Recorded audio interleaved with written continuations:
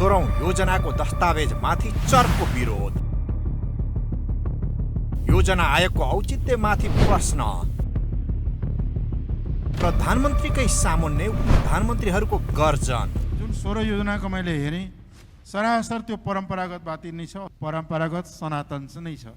यसबाट उँभो अगाडि लाग्ला भन्ने कुरामा कमसेकम मलाई त विश्वास छैन। राष्ट्रिय परिषदको बैठक कर्मकाण्ड मात्रै।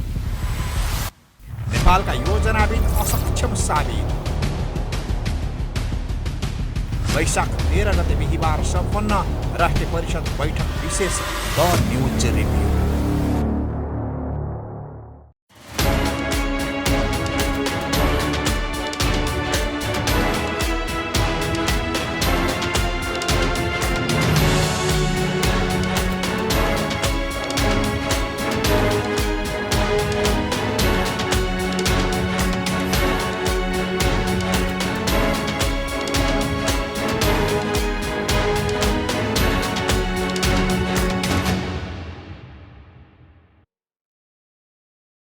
नमस्कार, खास न्यूजको बहुकोणीय चिरफार गर्ने कार्यक्रम द न्यूज रिभ्यूको आजको अङ्कमा स्वागत छ। म रिचा दाहाल।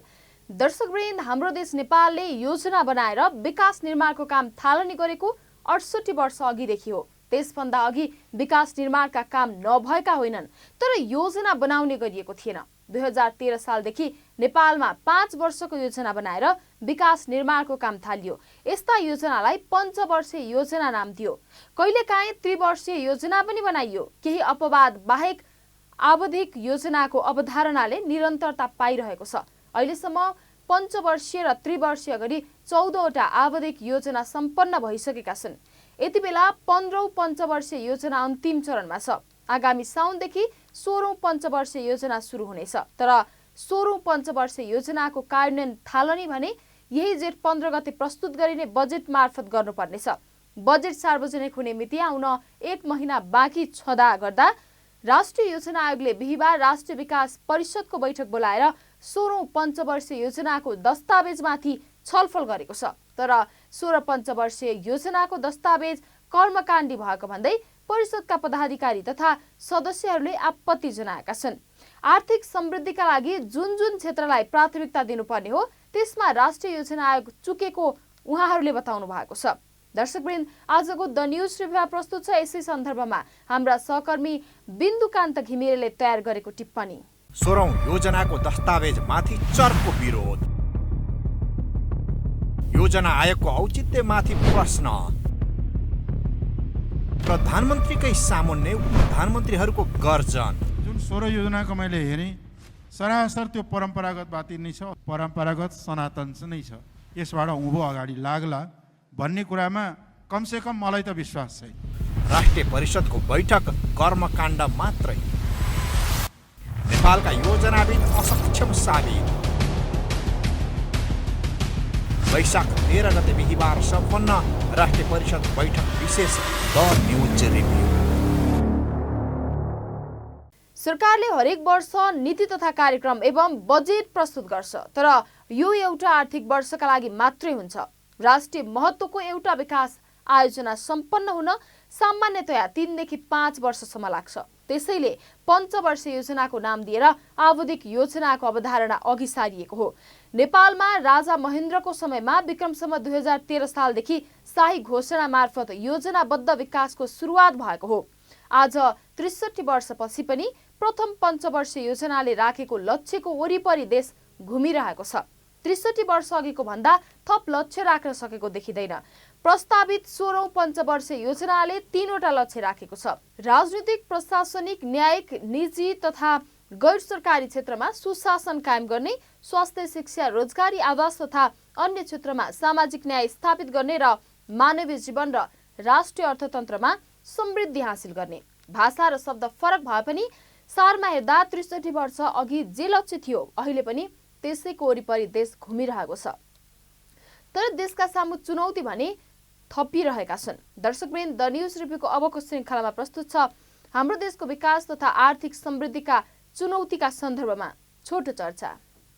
हाम्रो देशको आर्थिक वृद्धि दर अत्यन्त न्यून छ। उत्पादन तथा उत्पादकत्व वृद्धि हुन सकेको छैन। लागतको तुलनामा उत्पादकत्व अत्यन्त कम भएका कारण विदेशी उत्पादनसँग प्रतिस्पर्धा गर्ने क्षमता समाप्त भएको छ।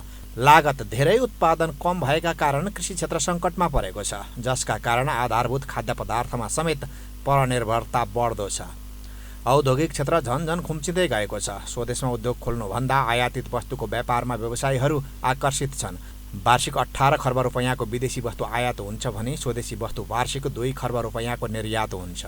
विदेशबाट आयात हुने अधिकांश वस्तुहरू उत्पादनमुखी छैनन्, उपभोक्तामुखी छन्। आन्तरिक रोजगारीका क्षेत्रहरू झनझन घटिरहेका छन्। युवा जनशक्ति पलायन भएका छन्। विप्रेषण प्रवाहमाथिको अत्यधिक निर्भरता बढ्दो छ।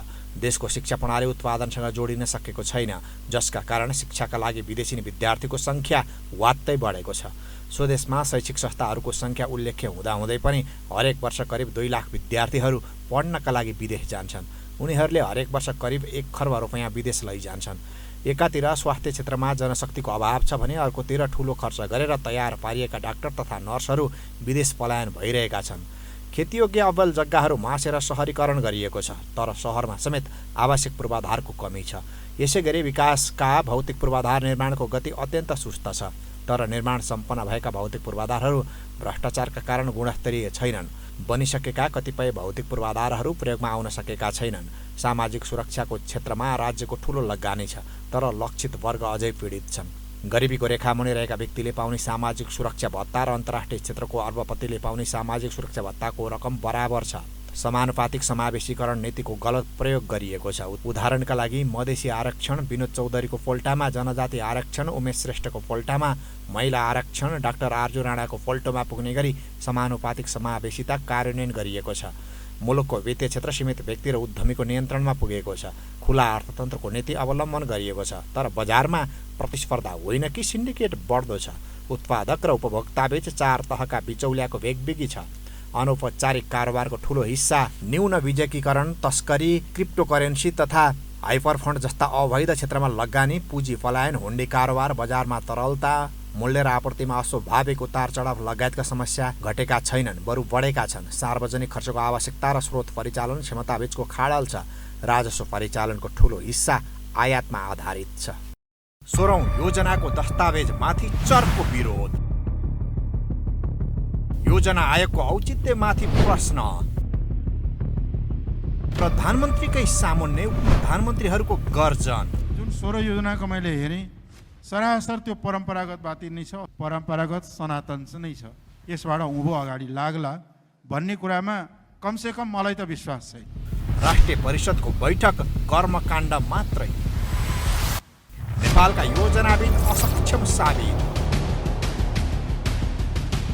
वैशाख 13 गते बिहिबार सम्पन्न राष्ट्रिय परिषद बैठक विशेष द न्युज रिभ्यू। 16औं पञ्चवर्षीय योजनाको दस्तावेजबारे छलफल गर्न वैशाख 13 गते बिहिबार बसेको राष्ट्रिय विकास परिषदको बैठकमा 2 जना उप प्रधानमन्त्रीहरूको प्रस्तुति निकै आक्रामक देखियो। स्वास्थ्य मन्त्रालयको जिम्मेवारी सम्हाल्नुभएका उप प्रधानमन्त्री उपेन्द्र यादवले 16औं पञ्चवर्षीय योजना आयोगको दस्तावेज जस्ताको तस्तै अघि बढाइयो भने देश थप अधोगतिमा जाने बताउनुभयो भने अर्थ मन्त्रालयको जिम्मेवारी सम्हाल्नुभएका वर्षमान पुनले देशमा प्रदेश सरकार र स्थानीय सरकारहरू पनि छन् भन्ने समेत थाहा नपाउनेहरू राष्ट्रिय योजना आयोगमा पुगेको बताउनुभयो। दर्शकवृन्द, द न्युज रिभ्यूको अबको श्रृङ्खलामा प्रस्तुत छ स्वास्थ्य मन्त्री उपेन्द्र यादव र अर्थमन्त्री वर्षमान पुनले औल्याएका 16औं पञ्चवर्षीय योजनाका त्रुटिका सन्दर्भमा छोटो चर्चा।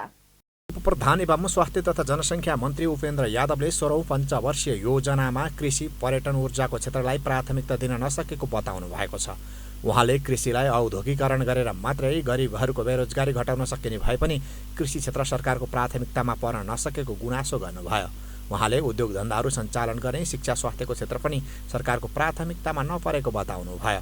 उहाँले विगतमा अत्याधिक मुनाफामा सञ्चालित रहेका उद्योगहरू गलत नीतिका कारण र निजीकरण, उदारीकरणको बढी प्रभावमा बहकिँदा बन्द भएको दावी गर्नुभयो। स्वास्थ्य मन्त्री यादवले बन्द भएका उद्योगहरू कसरी सञ्चालन गर्ने भनेर 16औं पञ्चवर्षीय योजनामा नराखिएको बताउनुभयो। उहाँले नयाँ नयाँ उद्योगहरू खोल्ने र लगानी गर्ने वातावरण कसरी सिर्जना गर्ने भन्ने कुरा पनि प्राथमिकतामा नपरेको उल्लेख गर्नुभयो। उहाँले परम्परागत प्रणालीको कृषिलाई आधुनिकीकरण नगरिकन र ल्यान्ड म्यानेजमेन्ट सिस्टममा आमूल परिवर्तन नगरी र नीति निर्माण नगरी यथास्थितिमा विकास सम्भव नरहेको बताउनुभयो। परम्परागत प्रणालीको कृषिलाई आधुनिकीकरण नगरिकन र ल्यान्ड म्यानेजमेन्ट सिस्टममा आमूल परिवर्तन नगरिकन पोलिसी सिफ्ट नगरिकन यथास्थितिमा त्यो सम्भव छैन। हामीले पोलिसी नै रिभ्यू गर्न जरुरी छ। यसमा पनि अलिकति समीक्षा पनि हुन जरुरी छ। जुन 16 योजनाको मैले हेरेँ सरासर त्यो परम्परागत बाती नै छ। अस्ति एकजना कुन मान्यजीले मन्त्री भन्नुभएको थियो सनातनी नै छ। सनातनको कुरा गर्न लाग्यो, परम्परागत सनातन नै छ। यसबाट उँभो अगाडि लाग्ला भन्ने कुरामा कमसेकम मलाई त विश्वास छैन। त्यस कारणले यसमा चाहिँ के छ भन्दाखेरि धेरै कुराहरूमा रिभ्यू गरेर अगाडि बढ्नु पर्दछ। यसै गरी अर्थमन्त्री वर्षमान पुनले उत्पादन र उत्पादकत्व अभिवृद्धि गर्ने र रोजगारी सिर्जना गर्न सक्ने गरी प्रदेश र स्थानीय सरकारले पनि त्यही अनुसारको कार्यक्रम र बजेट ल्याउन आवश्यक रहेको बताउनुभयो। उहाँले सङ्घीय सरकारले मात्रै सबै काम गर्न सम्भव नरहेको भन्दै प्रदेश र स्थानीय सरकारहरूको पनि त्यही अनुरूपका कार्यक्रमहरू ल्याउन जरुरी रहेको बताउनुभयो। उहाँले संविधानले तिनै तहको काम र अधिकारको बाँडफाँड गरेको उल्लेख गर्नुभयो। अर्थमन्त्री पुनले सङ्घीय सरकारले कानुन बनाउन नसक्दा सबै अधिकारहरू प्रदेश र स्थानीय तहमा हस्तान्तरण गर्न नसकिरहेको बताउनुभयो। यो दस्तावेजले भन्छ उत्पादन र उत्पादकत्व अभिवृद्धि गर्ने रोजगारी केन्द्रित कार्यक्रमहरू बनाउने भन्छ। त्यो सङ्घ एक्लैले सक्दैन। प्रदेश र स्थानीय तहहरूको यही प्रकारको कार्यक्रमहरू जरुरी पर्छ। उपस्थित सम्पूर्ण मित्रहरू र यो कार्यरूप दिनको लागि हाम्रो अहिलेको स्थिति चाहिँ संविधानले हामी तिनै तहमा सार्वभौमिकताको बाँडफाँड गरेको छ, अधिकारहरूको बाँडफाँड गरेको छ। त्यो हामीले सबैले स्वीकार गरेका छौँ। तर यो सङ्क्रमणमा पनि छ कैयौँ कुरा हामी प्रयोग गर्ने क्रममा कति अधिकारहरू हामीले हस्तान्तरण गर्न सकिरहेका छैनौँ। सङ्घीय सरकारका कमजोरीहरू छन्। सम्माननीय प्रधानमन्त्रीले बारम्बार भन्नुभएको छ हामीले कैयौँ चाहिँ सङ्घीय कानुनहरू निर्माण गर्न सकेका छैनौँ।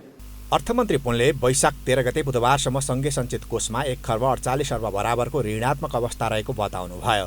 मन्त्री पुनले गत वर्ष 181 अर्ब घाटालाई थोरै घटाएको समेत जानकारी दिनुभयो। उहाँले अहिले पनि 148 अर्ब बराबरको सरकार ऋणात्मक अवस्थामा रहेको बताउनुभयो। उहाँले अहिले पनि 148 अर्ब बराबरको सरकार ऋणात्मक अवस्थामा रहेको बताउनुभयो। उहाँले प्रदेश सरकारहरूको नगद मौजात वैशाख 13 गते बुधबारसम्म 114 अर्ब रहेकाले स्रोतको अभाव नदेखिएको जानकारी दिनुभयो।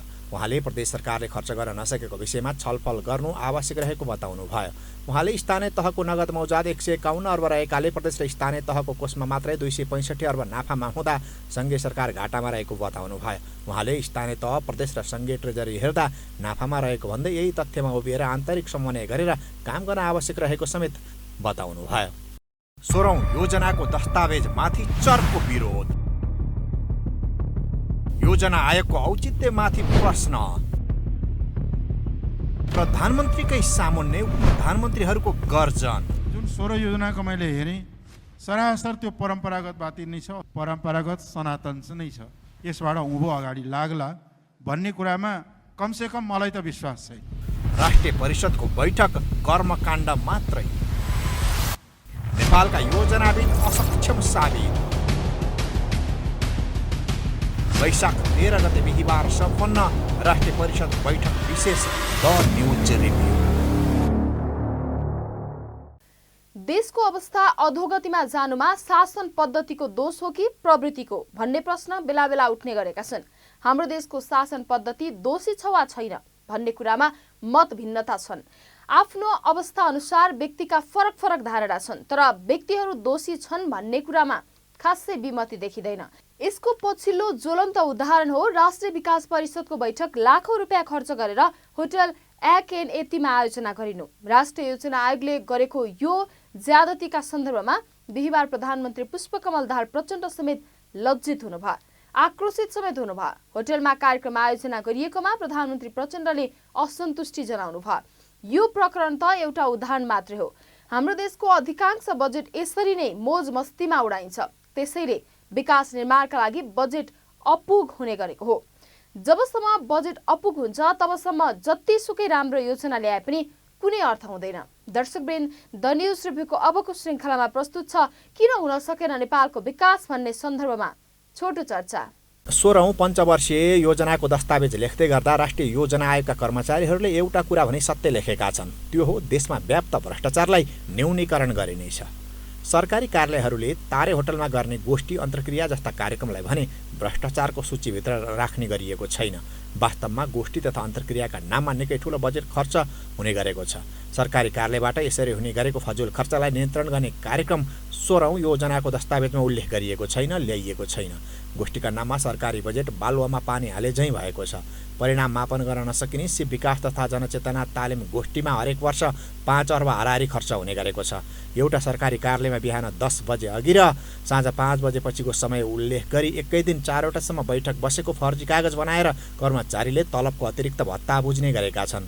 कतिपय सरकारी कार्यालयमा कार्पेट, पर्दा लगायतका सरसामान किन्न भन्दै हरेक वर्ष बजेट छुट्याइन्छ, तर वर्षौँदेखि कुनै सामान नकिनी कर्मचारीले बिल बनाएर भुक्तानी लिइरहेका हुन्छन्।